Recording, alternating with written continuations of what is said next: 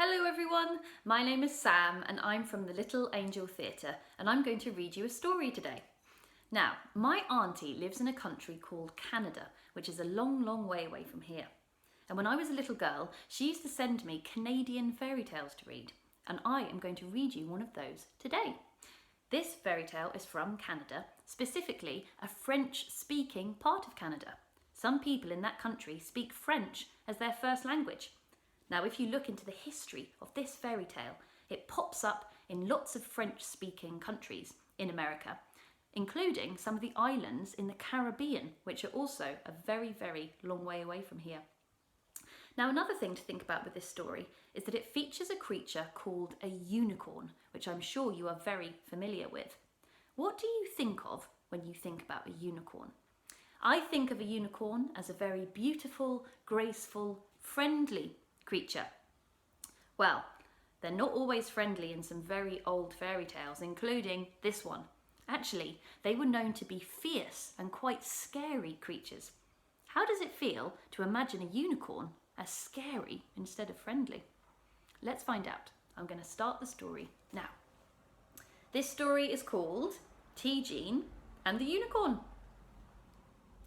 TiJean was such a lazy fellow. He loved to sit in front of his hut every morning and snooze in the sunshine. In the afternoon, he would stretch out in the fragrant meadow grasses or curl up in a haystack and go to sleep. But every afternoon, when the sun was hottest, big blue flies came swarming and buzzing around TiJean's head, and they would not let him sleep. He tossed and he turned, flinging his arms about, but they still kept buzzing around his head. Finally, TiJean became angry. "All right, you flies," he said. "I'm going to give you something to eat. Don't go away." He went into his hut and found a board, some brown sugar, a loaf of bread, and some milk. He took them outside and spread the brown sugar and the bread on the board and stirred in the milk. "There now, you flies," he said. "Come and eat. It's all for you." In no time at all, the flies had swarmed down on the food and were greedily eating. TiJean rolled up his shirt sleeve and spat on his hand. He brought his hand down. Bang! On the board, killing 1,000 flies. And a second time, bang! Killing 500 flies. TiJean was very pleased with himself. He took the board and made it into a sign, and on the sign he wrote, "TiJean killed 1,000 with the first blow and 500 with the second." He put up the sign by the roadside, and then he curled up in the haystack where he slept soundly. Not long after, the Queen came riding by in her carriage. She stopped when she saw the sign and read, "TiJean killed 1,000 with the first blow and 500 with the second." The Queen was amazed, and she said to her coachman, "Go and wake up that fellow TiJean and bring him here. I want to talk to him." "Nothing doing," replied the coachman. "Do you think I want to be killed?" "Just tell him that the Queen wishes to speak with him." Very reluctantly, the coachman approached the haystack. Excuse me, Mr. TiJean, sir." There was no answer but a snore. The coachman went right up to where TiJean lay curled up in the haystack and shook him until TiJean opened one eye and said, "What do you want?" "Her Majesty the Queen is waiting over there in her carriage and she would like to talk to you." TiJean jumped up, shook the hay out of his clothes and approached the Queen. "Good morning, Your Majesty," he said, bowing low. "Tell me," said the Queen, "is what this sign says true? Did you really kill 1,000 with the first blow and 500 with the second?" "Yes, Indeed, it is true, replied TiJean. Then you are just the fellow to come and work for me. I have some work that badly needs to be done. What sort of work do you want done? Asked TiJean. Many monsters roam in my forest, but the most dangerous is the unicorn, for it kills man and beast alike. Get rid of it for me. Very well, said TiJean, but first of all I will need something to eat. The Queen rummaged about in a basket and pulled out several packets of sandwiches. When TiJean had eaten his fill, he set off down the path into the forest.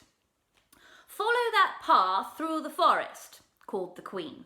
It leads to an old ruined church where the unicorn lives. TiJean strutted down the path, feeling very full of himself. The path twisted and turned through dense, tangled underbrush. It grew darker and darker, and as the trees became larger and larger, TiJean began to feel smaller and smaller. Suddenly, from behind a huge rock appeared the unicorn, with eyes as big as fists. It pawed the ground impatiently and whirled its horn around in the air. TiJean was so frightened that he couldn't run. He just kept on walking straight ahead through the forest. The startled unicorn followed along right behind TiJean. When TiJean saw the ruined church ahead of him, he walked right on into the church and hid behind the door. The unicorn, following on the heels of TiJean, went into the church too. TiJean had just enough time to pop out from behind the door and slam it shut. The unicorn was now a prisoner in the church and was very angry.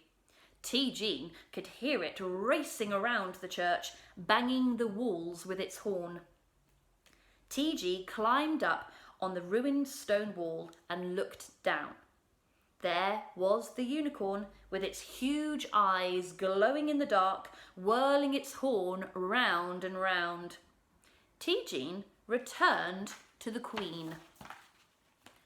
Well, TiJean, said the Queen, I didn't expect you back so soon. Your orders were to kill the unicorn. I have got rid of it for you, Your Majesty, said TiJean. That's impossible. I don't believe you. Oh, it's true. I grabbed it by the tail and flung it into the old church. Come along with me and I'll show you. TiJean and the Queen proceeded through the forest until they came to the old ruined church. As they approached, they could hear a great noise coming from within. It was the unicorn stamping and banging and bellowing with fury. The Queen was impressed. In fact, she was very frightened. I'll open the door so you can see it, said TiJean. No, don't do that, said the Queen. I don't think that's a good idea. Oh, don't worry, Your Majesty. I'll just grab it by the tail and fling it back in again. No, TiJean, I really don't think that would be wise, said the Queen. Well, you should at least see the unicorn, said TiJean. So they climbed up on the old ruined stoned wall and looked down. There, sure enough, was the unicorn with its eyes as large as fists, glowing in the dark, stamping the ground in anger and whirling its horn around. They climbed down from the wall and the Queen returned to her castle, pleased that her forest was safe from the unicorn. TiJean returned to his haystack and curled up for a long, uninterrupted snooze. And the unicorn lived in the old ruined church until it died. The end. I hope you enjoyed this Canadian fairy tale about TiJean and the unicorn. Thank you so much for tuning in and watching this video, and perhaps I'll see you again for another one sometime. Take care for now. Bye.